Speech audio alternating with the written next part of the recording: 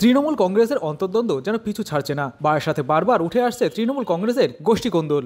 2026-এর ভোটের আগে বারাসাতে ফের একবার প্রকাশ্যে তৃণমূল কংগ্রেসের গৃহযুদ্ধ। বারাসাত 2-এর নতুন কমিটি ঘোষণার পর থেকেই তা বদলের দাবি তুলেছিল বিক্ষুব্ধ গোষ্ঠীরা। কমিটি না বদলালে নিজেরাই নতুন কমিটির নাম ঘোষণা করবে, এমনটাই হুঙ্কার দিল বিক্ষুব্ধ তৃণমূল গোষ্ঠীরা।